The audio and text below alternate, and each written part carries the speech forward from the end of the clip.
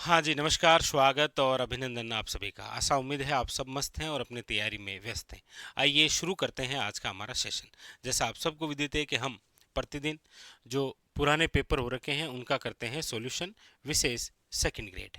लीजिए, ये रहा आज के हमारे सेशन का पहला क्वेश्चन। क्या पूछा जा रहा है देखिएगा। क्वेश्चन है आपके सामने कि राजस्थान के किस जिला समूह से 40 सेमी की समवर्षा रेखा गुजरती है। यानी आपके सामने जो राजस्थान के जिले दे रखे हैं, इनमें से ऐसा कौन सा जिलों का समूह है जहां पर जो समवर्षा रेखा है वो है आपके 40 सेमी।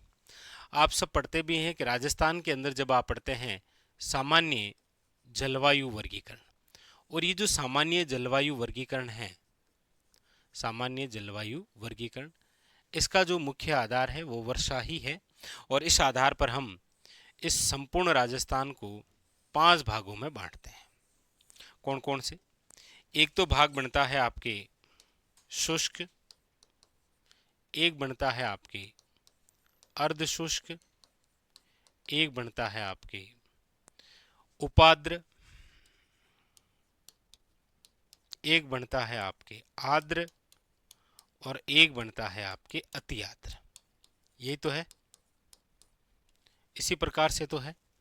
फिर आप इसमें पढ़ते हैं कि 0 से लेकर 20 सेमी, फिर आप पढ़ते हैं 20 से लेकर 40 सेमी, फिर आप पढ़ते हैं 40 से लेकर 60 सेमी, फिर आप पढ़ते हैं 60 से लेकर 80 सेमी, और फिर हम पढ़ते हैं 80 से लेकर 120 सेमी। इस प्रकार से पढ़ते हैं। यहाँ पर पूछा गया है 40 सेमी, यानी 20 से लेकर 40 सेमी की बात है। यानी कि बात जो है आपके सामने, वो आपके सामने क्षेत्र दे रखा है अर्ध शुष्क वाला। अब आपको बस पहचान करना है कि इनमें से कौन से जिले जो हैं वो इसके अंदर शामिल हैं। बस पहला ऑप्शन देख लीजिए, दौसा, टोंक, भीलवाड़ा। आप कहेंगे सर दौसा, टोंक, भीलवाड़ा ये सब आर्द्र में आते हैं, इसमें नहीं है। ठीक है। दूसरा है अलवर, जयपुर, उदयपुर। अब देख लीजिए, अलवर, जयपुर, उदयपुर ये सब आर्द्र में आते हैं, ये भी नहीं आएंगे। ऑप्शन नंबर सी देखेंगे तो सीकर है, नागौर है और जालोर है। आप कहेंगे सर ये तीनों तीनों इसी के अंदर आते हैं अर्ध शुष्क में, ये भी सही है। चौथा फिर भी देख लेते हैं, सीकर भी है। अजमेर, अजमेर आप सब जानते हैं अरावली का भाग है और अरावली उपाद्र में आती है, तो ये भी नहीं। तो ऑप्शन नंबर जो है वो क्या हो जाएगा आपके सामने, 3 इज ए करेक्ट आंसर। ठीक है। अगला, अगला है आपके सामने। हाँ, आजकल अब इस प्रकार के क्वेश्चन पूछने का ट्रेंड है, याद रखेंगे आप। क्या है कि निम्नलिखित में से कौन सी एक बनास नदी की दाहिने तट की सहायक नदी है? दाहिने तट की सहायक नदी है। यानी कि बनास नदी जब हम पढ़ते हैं तब हम ये कहते हैं कि बनास नदी इस प्रकार से प्रवाहित होती है। यानी कि खमनोर की पहाड़ियां हैं जो कि कुंभलगढ़ पहाड़ियों का हिस्सा है, राजसमंद जिले से निकलती है और फिर इसी प्रकार होते हुए जिसके अंदर जाकर विलय होती है वह है, याद रखिएगा, चंबल नदी। और ये यहाँ से क्या आती है आपकी चंबल, इस चंबल नदी के अंदर विलय होती है। आपको पूछा जा रहा है कि ये जो बनास नदी है, इस बनास नदी के दाएं तट की ओर विलय होने वाली सहायक नदियां कौन सी है? दाएं तट की ओर विलय होने वाली। तो आप कहेंगे सर दाहिने तट की सहायक नदी पूछा जा रहा है आपसे, तो आप कहेंगे सर एक तो दे रखा है खारी नदी। आप कहेंगे सर जो खारी नदी है वो आपके यहाँ से आती है और इस प्रकार यहाँ आकर मिलती है। जहाँ पर ये जो खारी नदी है बनास में मिलती है, वहीं पर एक नदी और आती है, उसी का नाम क्या है, डाई नदी। तो एक त्रिवेणी संगम बन गया था। ठीक है। तो ऑप्शन में देखो खारी भी है और डाई भी है, उनकी लोकेशन ये रही। एक है कोठारी, कोठारी जो है वो बनास और खारी के बीच में है, कोठारी, ये रही कोठारी। फिर है आपके बेडच। बेडच की बात करते हैं तो याद रखिएगा प्रमुख रूप से मूल नाम तो है इसका आयड़। आयड़ नदी जिसका उद्गम होता है गोगुंदा की पहाड़ियां उदयपुर से, फिर वो उदय सागर झील में गिरती है और उसके बाद में फिर इसका नाम क्या हो जाता है, बेडच, और वो इस प्रकार यहां पर आकर विलय होती है। तो आप देख लीजिए, ये रही बनास नदी और बनास नदी के तहत ये रही चारों नदियां ऑप्शन में। आपको यहाँ पर देखने को मिल रहा है कि इन चारों में एक ही भिन्न है, वो कौन सी है? बेडच, यानी कि यहाँ पर जो पूछा गया है दाहिने तट की सहायक नदी, वो हो जाएगी आपके कौन सी? बेडच नदी हो जाएगी। ठीक है, ऑप्शन नंबर क्या हो जाएगा? याद रखिएगा, 2 इज ए करेक्ट आंसर। आगे अगला है आपके सामने, लीजिए। अगला है, पूछा जा रहा है कि धोकड़ा, पलास, तेंदु, सेमल के वृक्ष किस प्रकार के वन में पाए जाते हैं? यानी धोकड़ा है, प्लास है, तेंदु है और सेमल है, ये निम्न में से किस प्रकार के वन हैं? देखिए, धोकड़ा की हम बात करेंगे तो आपको पूछा जाए, याद रखिएगा, राज्य में सर्वाधिक प्रकार के वृक्ष यदि आपको पूछा जाए तो याद रखिएगा कौन से हैं? वो है धोक वृक्ष। प्लास आप सब जानते हैं, जिसका दूसरा नाम है ढाक, जिसे हम बोलते हैं जंगल की आग या फिर वन की ज्वाला। क्या बोलते हैं? जंगल की आग या वन की ज्वाला, जिसका साइंटिफिक नेम है ब्यूटिया मोनोस्पर्म। याद रखिएगा। फिर है तेंदु, और तेंदु वृक्ष जो है, इनकी पत्तियों से आप सब जानते हैं क्या बनाई जाती है? बीड़ी। मतलब यहाँ पर जो नाम दे रखे हैं, धोकड़ा है, प्लास है, तेंदु है, ये सभी प्रकार के किस प्रकार के वन है? तो सागवान वन है क्या? आप कहेंगे नहीं सर, हमारे राजस्थान में हालांकि पूछे भी जाते हैं कि सागवान वन सर्वाधिक कहाँ पर है, तो दक्षिणी राजस्थान में, जिले की बात करेंगे तो याद रखिएगा बांसवाड़ा में। फिर है उष्ण कटिबंधीय कंटीले वन। ये जो उष्ण कटिबंधीय कंटीले वन है, शुष्क कंटीले वन जो हैं, वो मिलते हैं आपके मरुद्भिद वन में, यानी कि पश्चिमी राजस्थान में। ये भी नहीं है, ये दक्षिण में है, ये पश्चिम में है। फिर है आपके अर्ध उष्ण सदाबहार वन, और अर्ध उष्ण जो सदाबहार वन है, ये आपको देखने को मिलेंगे माउंट आबू में। कहां पर है? माउंट आबू में। मतलब 1, 2 और 4 नहीं, ऑप्शन नंबर जो यहां पूछा गया है कि ये किस प्रकार के वन है, तो ये है मिश्रित पतझड़ वन। ऑप्शन नंबर है 3 इज ए करेक्ट आंसर। ठीक है, अगला अगला है आपके सामने, लीजिए। पूछा जा रहा है कि राज 171 और मोती उन्नत जो किस्में हैं, वो किसकी है? किस्मों से रिलेटेड क्वेश्चन आपके लगभग हर पेपर में देखने को मिल रहा है। ठीक है, और भी पेपर हम सोल्व करेंगे आगामी लगातार। तो राज 171 और मोती उन्नत किस्में किसकी है? तो ये तो है बाजरे की, याद रखिएगा। किसकी है? बाजरे की। और इससे पहले जब हमने पेपर सोल्व किया था तो उसके अंदर शायद गेहूं की पूछी गई थी, याद रखिएगा।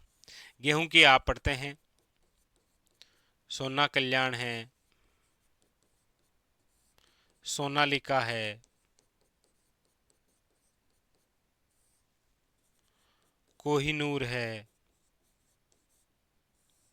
याद रखिएगा।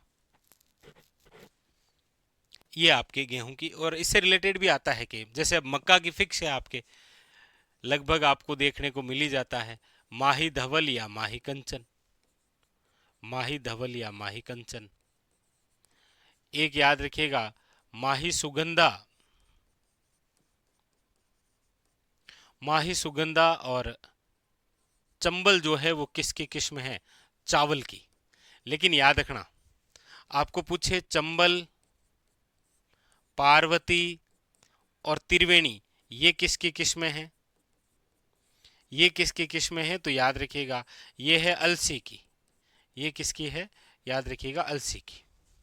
ठीक है, तो ये तीनों अलसी की है, ये चावल की है, ये मक्का की है, और ये आपके गेहूं की। इस प्रकार से क्वेश्चन। आगे अगला है, अरावली पर्वत के संबंध में निम्नलिखित में से कौन सा कथन जो है वह असत्य है? यहां पर आपके सामने अरावली पर्वतमाला से रिलेटेड कुछ कथन दे रखे हैं, आपको पहचानना है कि इनमें से कौन सा कथन जो है वह असत्य है। असत्य कौन सा है, उसका चयन करना है। आप कहेंगे सर पहला क्या कह रहा है कि ये विश्व के प्राचीनतम पर्वतों में से एक है। आप कहेंगे बिल्कुल सर, जब पढ़ते हैं तो पहली बात यही पढ़ते हैं कि अरावली पर्वतमाला विश्व की सबसे प्राचीनतम वलित पर्वतमाला है। ये सही बात है। इसकी तुलना जो है वो यूएसए के रॉकी पर्वत से की जाती है। आप कहेंगे नहीं सर, अक्सर हम पढ़ते हैं कि अरावली पर्वतमाला की तुलना यूएसए के एप्लेशियन पर्वतमाला से की जाती है, याद रखिएगा, रॉकी पर्वत से नहीं करते। तो दो गलत है और यही पूछा गया। हालांकि आगे देखते हैं। इसकी जो उत्पत्ति है वो प्री कैम्ब्रियन युग के अंदर हुई थी। आप कहेंगे बिल्कुल सर, ये बात तो सही है। वर्तमान में अरावली जो है वो अवशिष्ट पहाड़ियों के रूप में है। अवशिष्ट पहाड़ियों का मतलब है बीच में से टूट फूट गई है। आप कहेंगे बिल्कुल सर। प्राचीन समय की हम बात करते हैं तो वलित पर्वतमाला, वर्तमान के संदर्भ में हम देखते हैं तो ये अवशिष्ट पर्वतमाला है। रचना विधि के आधार पर हम चर्चा करते हैं तो मोड़दार है ये। ठीक है, ये भी सही है। इसका मतलब पूछा गया कौन सा गलत है, तो गलत फिर 2 नंबर है आपके सामने, इसकी तुलना। ठीक है, चलिए आगे।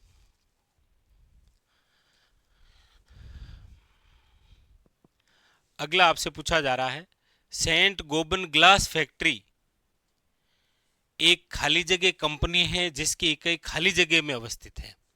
यहां पर दे रखा है सेंट गोबन जो ग्लास फैक्ट्री है वो आपके कहां पर है। तो सबसे पहली बात तो सर ये जो नाम दे रखा है ना, सेंट गोबन ग्लास फैक्ट्री, याद रखिएगा ये आपके है कहां पर, तो भिवाड़ी के अंदर। भिवाड़ी याद रखिएगा, पहले ये अलवर जिले का ही भाग था, अब वर्तमान के अंदर ये खेरतल तिजारा में आता है। याद रखिएगा भिवाड़ी जो है वो कहां पर है, खेरतल तिजारा। और भिवाड़ी आप सब जानते हैं राजस्थान का नवीन मैनचेस्टर के रूप में है। राजस्थान का नवीन मैनचेस्टर के रूप में देखा जाता है किसको, भिवाड़ी को। बाकी राजस्थान का मैनचेस्टर आप पढ़ते ही हैं, भीलवाड़ा है वो। ठीक है, और ये आपके कौन सी कंपनी, फ्रेंच कंपनी, यानी ऑप्शन नंबर जो है वो क्या हो जाएगा, A is A correct answer. Company French है और इकाई भिवाड़ी में है। भिवाड़ी पहले अलवर में था, वर्तमान के अंदर खेरतल तिजारा का भाग है। ठीक है, अगला अगला है आपके, लीजिए, सूची फर्स्ट का सूची सेकंड से मिलान करना है आपको। ये लो, दिख रहा है ना पूरा, ठीक है। सूची फर्स्ट का सूची सेकंड से मिलान करना है, क्योंकि सूची फर्स्ट के अंदर जो है वो आपके दे रखे हैं पर्यटन स्थल, और सूची सेकंड के अंदर उनकी दे रखी है लोकेशन। ये आपसे पूछा जा रहा है। पहला पर्यटन स्थल दे रखा है देलवाड़ा। देलवाड़ा देखिए आप सब जानते होंगे कि देलवाड़ा जैन मंदिरों का समूह है। वहां पर टोटल 5 जैन मंदिर बने हुए हैं, और ये आपके कहां पर है, तो आप कहेंगे सर माउंट आबू, या फिर आप कह सकते हैं आबू पर्वत। माउंट आबू का अब नाम बदल दिया गया है, आबू राज है। ये तो आपको ध्यान नहीं है वैसे। तो देलवाड़ा जो है वो आबू पर्वत यानी कि शिरोई के अंदर है, जहां पर 5 जैन मंदिरों का समूह है, याद रखेंगे आप। ठीक है, फिर है आपके नाकोड़ा जैन मंदिर। और ये जो नाकोड़ा जैन मंदिर है, ये आप जरूर याद रखेंगे कि ये आपके जिस जिले में है वो जिला है बालोतरा। याद रखिएगा कौन सा जिला है, याद रखिएगा बालोतरा। ठीक है, और बालोतरा जिले का आप पढ़ते हैं ना पंचगौरव, उस पंचगौरव के तहत पर्यटन स्थल भी यही है। कौन सा, नाकोड़ा जैन मंदिर, याद रखिएगा। हाँ, और फिर है रामेश्वर धाम। रामेश्वर धाम आप सब जानते हैं क्योंकि यहाँ पर एक त्रिवेणी संगम होता है। किसका होता है, चंबल, बनास और शीप का। याद रखिएगा ये कहाँ पर है, रामेश्वर धाम सवाई माधोपुर के अंदर। फिर है त्रिपुरा सुंदरी, और त्रिपुरा सुंदरी माता का जो मंदिर है वो है आपके तलवाड़ा। तलवाड़ा के अंदर जिस गांव में आता है वो है, याद रखिएगा, उमरई गांव। और ये उमरई गांव तलवाड़ा कहाँ पर है, तो आप कहेंगे सर ये है बांसवाड़ा में। ये तो काफी अच्छा क्वेश्चन है, काफी बार पूछा भी गया है, याद रखेंगे आप। ये कहाँ पर है आपके, त्रिपुरा सुंदरी, पांचाल राजवंश की कुलदेवी से संबंधित पढ़ते हैं आप, याद रखिएगा। तुरतई माता जिसका दूसरा अन्य नाम पढ़ते हैं आप, तुरतई माता, क्या नाम है, तुरतई माता। तो तुरतई माता है ये रामेश्वर धाम के अंदर। याद रखिएगा क्या है, त्रिवेणी संगम है, चंबल, बनास और शीप का। नाकोड़ा याद रखिएगा जैन मंदिर के रूप में है। देलवाड़ा 5 जैन मंदिरों का समूह है। ठीक है, अगला अगला है आपके, निम्नलिखित में से किस नस्ल के गोवंश दुग्ध उत्पादन तथा अच्छे बैलों के लिए जाने जाते हैं, और जो अधिकांश आपको कहाँ देखने को मिलते हैं, बाड़मेर, पाली, शिरोई तथा सांचौर में पाए जाते हैं। यानी कि गोवंश की यदि हम बात करते हैं तो देखिए ये है राजस्थान का मैप, और इस गोवंश से संबंधित या पशुधन संपदा जो है ना, ये आपके एग्जाम में क्वेश्चन बनाता है यहाँ से। देखिए उत्तर पश्चिमी क्षेत्र के अंदर देखने को मिलते हैं आपको कौन सी गोवंश, वो है राठी। राजस्थान के पश्चिमी भाग में कौन सी है, थार पारकर, याद रखिएगा भाई। ये उत्तर है, ये आपके पश्चिम है, ये दक्षिण है और ये आपके पूर्व है। तो उत्तर पश्चिम में कौन सी गोवंश है, राठी है। पश्चिम के अंदर कौन सी है, थारपारकर है। और याद रखिएगा यहां पर जो है यानी कि दक्षिण पश्चिम में कौन सी है, तो आप कहेंगे सर यहां पर है कांकरेज। कौन सी है, कांकरेज, याद रखिएगा। यहां पर दक्षिण पूर्वी के अंदर यदि हम बात करेंगे तो यहां पर है मालवी। अच्छा, राजस्थान के मध्य पूर्वी के अंदर यदि मैं बात करूंगा तो यहां पर है भीलवाड़ा अजमेर जैसे क्षेत्र में गिर है, याद रखिएगा, जिसे रेंडा कहते हैं। अब मेरे हिसाब से इसका आंसर जो है वो यहां से निकल गया है, आंसर आ गया आपके सामने, क्योंकि यहां पर पूछा भी ये गया है कि बाड़मेर, पाली, शिरोई और सांचौर कौन सी नस्ल है यहां, तो आप कहेंगे सर वो है कांकरेज। हालांकि आपको पूछा जाए राजस्थान की कामधेनु किसे कहते हैं, तो याद रखिएगा राठी। राजस्थान की कामधेनु किसे कहते हैं, याद रखिएगा राठी को। तो ये 4-5 तो स्पेशल है। हालांकि फिर आप देखेंगे सांचौर के अंदर सांचौरी भी देखने को मिलती है, यहाँ पर आपके हरियाणवी है, मेवाती है, ये भी है, लेकिन ये प्रमुख रूप से है 5 आपके सामने जहां से रिलेटेड एग्जामिनर क्वेश्चन पूछता है आपको। ठीक है, क्या कह रहा है देखिए। अगला है आपके सामने कि लोक देवताओं के निम्नांकित युग्मों में से कौन सा सुमेलित नहीं है। इनमें से कौन सा है जो सुमेलित नहीं है, बिल्कुल भी सुमेलित नहीं है। एक तरफ लोक देवता है और एक तरफ वंश है। देखिए हड़बूजी सामने दे रखा है पंवार, पाबूजी सामने दे रखा है राठौड़, गोगा जी सामने दे रखा है चौहान और रामदेव जी सामने दे रखा है तंवर। तो हम लिखते भी हैं तो आप ऐसे ही पढ़ते हैं, क्योंकि सबसे पहली बात तो ये सारे के सारे जो दे रखे हैं ये पंचपीर में शामिल हैं। तो हम पढ़ते भी हैं तो रामदेव जी तंवर है, गोगा जी चौहान है, पाबू जी राठौड़ है, हड़बू जी सांकला है, याद रखिएगा हड़बू जी क्या है, सांकला है। तो यहां पर जो ऑप्शन नंबर है वो आपके सामने क्या है, याद रखिएगा ए जो है वो इनकरेक्ट हो जाएगा। ठीक है, ए जो है वो गलत दे रखा है। अगली बात, अगला है आपके सामने ये रहा, लीजिए क्या पूछा जा रहा है। अगला पूछा जा रहा है प्रजामंडल आंदोलन में बीकानेर राज्य परिषद की स्थापना कब की गई थी।